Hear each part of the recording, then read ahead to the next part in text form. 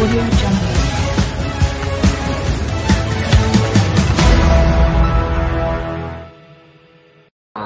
Dalam parti selalunya yang menimbulkan soal ini ialah orang yang mungkin kurang selesa kalau saya kembali.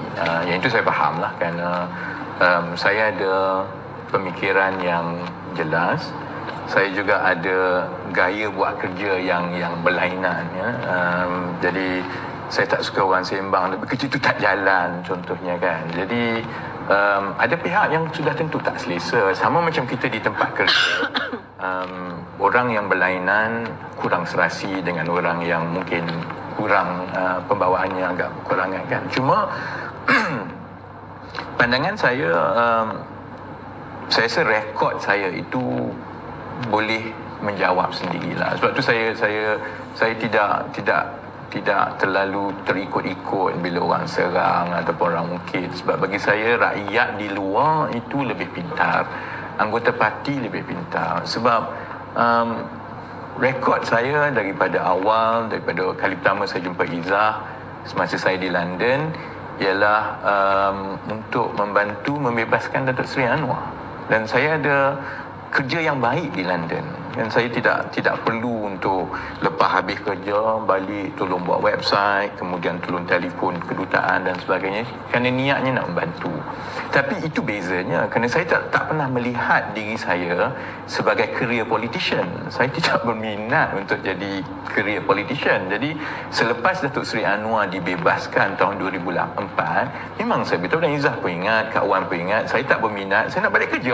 Jadi saya teruskan kerja. Orang lain yang nak dapat jawatan, yang nak bertanding, biarkan mereka. Sama juga lepas 2008, apabila Pakatan Rakyat ketika itu menang 5 negeri, sama Datuk Seri Anwar telefon balik, jumpa balik berkali-kali dan minta saya tinggalkan kerjaya korporat saya untuk membantu parti, kan. Dan janji Datuk Seri Anwar dengan saya, dan saya terima janji itu, ialah 2 tahun saja.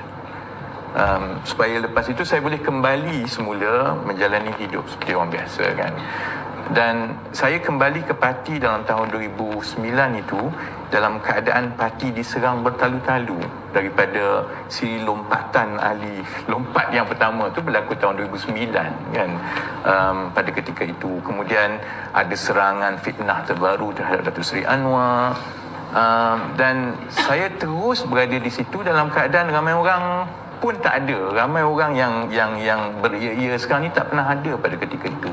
Semasa Datuk Seri Anwar diserang soal isu fitnah kedua, konspirasi kedua, saya yang tulis buku. Satu-satunya buku yang ditulis di negara ini mengenai menjawab fitnah terhadap Datuk Seri Anwar, yang kedua itu ditulis oleh saya. Sebab tu bagi saya benda ni tak perlu dijawab sangat, hanya mainan 2-3 kelompok sahaja di dalam parti, kan. Cuma yang mungkin orang tidak faham ialah tindakan saya untuk berundur diri selepas menang. Saya sertai keadilan umum muda dulu, bukan soal nak jadi menteri, nak jawatan dan sebagainya. Saya ada kerjaya yang baik. Pilihan saya lebih baik sebenarnya kalau saya tidak berada di dalam politik, kan. Cuma saya memang betul-betul tak suka kalau rakyat diperbodohkan. Sebab saya tak boleh rasa diperbodohkan, bayangkan kita ada menteri kerajaan yang membodohkan kita, kan. Jadi daripada muda lagi saya mahukan satu keadaan yang mana rakyat boleh buat pilihan. Dia sama macam kita lah. You nak Coke, you boleh ambil Coke. You nak Pepsi, boleh ambil Pepsi. Kalau semua orang kena minum Coke, matilah, kan. Jadi kita nak keadaan yang mana ada timbang tara, ada check and balance, supaya kalau parti ni tak elok boleh ganti dengan parti yang lain, kan. Itu yang saya bercita-cita daripada muda, supaya ada satu gabungan alternatif kepada Barisan Nasional, supaya rakyat boleh buat pilihan.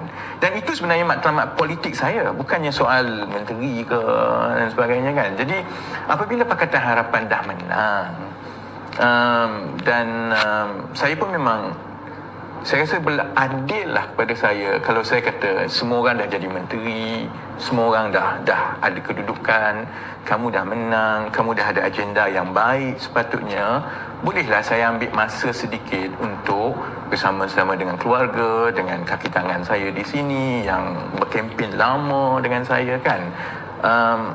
Jadi atas keputusan itu, dan saya juga ada suarakan beberapa pendirian saya mengenai beberapa keadaan.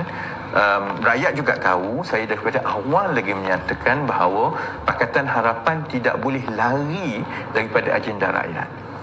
Apabila dalam bulan-bulan pertama Pakatan Harapan itu sudah nampak bahawa tumpuan lebih kepada agihan kuasa dan imbangan kuasa, siapa parti yang lebih kuat dan sebagainya, saya dah sebut daripada awal itu akan menjahanamkan kita. Tapi ialah pada masa ketika itu ada orang dengar, ada orang tak dengar. Saya dah jalankan tanggungjawab saya. Kalau saya terus berada di dalam parti dan terus menyuarakan pandangan, saya pun dilihat sebagai seorang yang suka buat kacau. Jadi dan bagi saya, kalau kita ada sesuatu peranan, kita mesti menjalankan peranan itu sehingga dia ada kesan. Dia mesti ada berbekas, orang kata, mesti ada impact.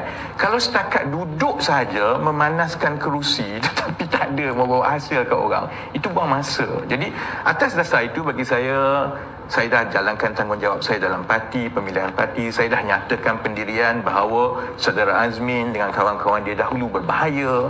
Saya dah nyatakan bahawa landasan pakatan mestilah rakyat.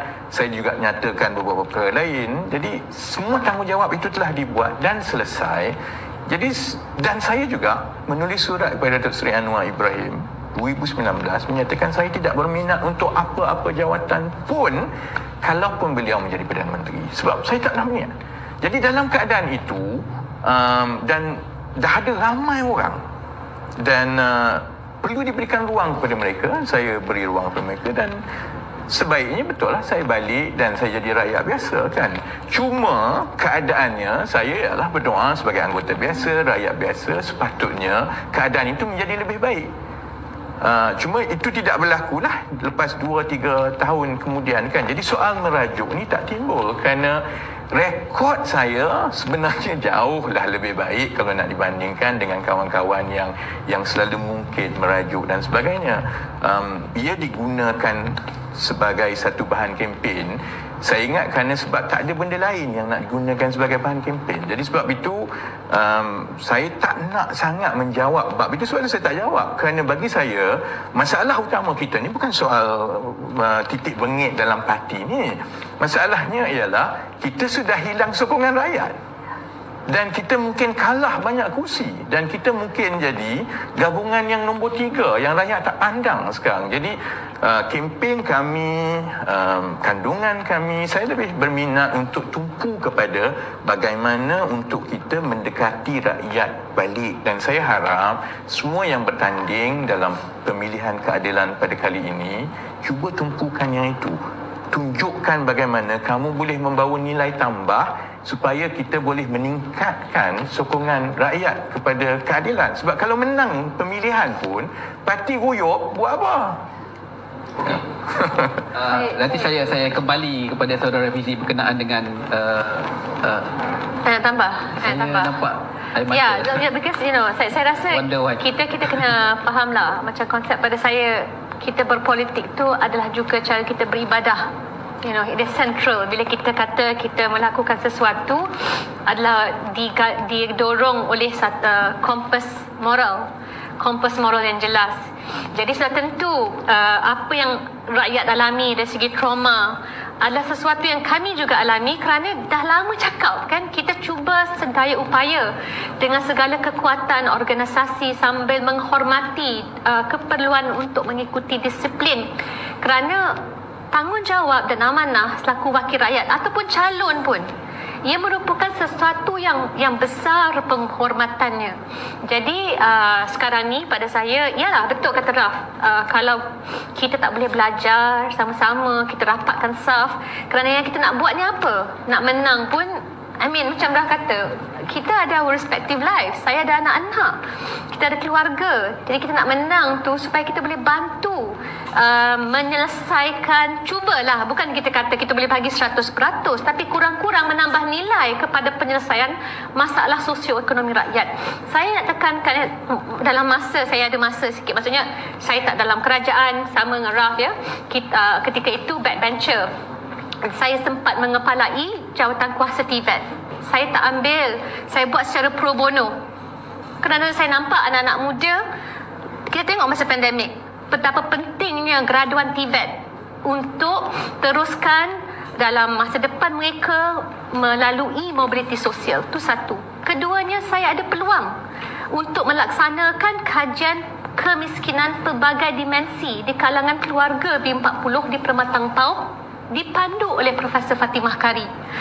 Saya rasa bersyukur walau kita tak dapat memegang jawatan tinggi, ini merupakan hikmah. Raf mungkin buat meniaga, Raf mungkin buat Nexio dengan banyak syarikat lain untuk membantu menyelami dunia, that kind of startup world, right? Dan pada saya sempatlah menyelami kehidupan. Lebih-lebih lagi untuk Malaysia, kali pertama kita dapatkan COVID adjusted, paras kemiskinan pasca COVID, dan sekarang diangkat oleh Economic Planning Unit. Jadi pada saya, kadang-kadang kita jangan sempitkan dunia ni lebih daripada pemilihan parti. Pemilihan parti merupakan wadah bagaimana kita nak bantu. Jadi kita kena ambil peluang ini bila ada bakat. Kami mungkin dapat bertambah mungkin 1%, 2%, tapi kurang-kurangnya usaha itu ada.